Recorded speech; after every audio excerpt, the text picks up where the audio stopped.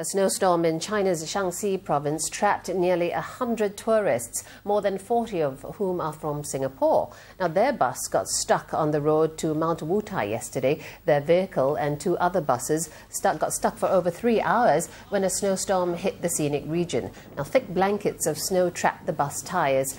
The snow proved too much and local authorities had to send a tractor to pull them to safety. 多长时间了，在这儿？困了多长时间了？困了3点多到这边，3点50分。3点50分困到现在，困了3个多小时了。哦，我也不知。你们是来五台山旅游的？是新加坡来的。新加坡来的。哎呀。哦，我看都是老人是吧？对呀。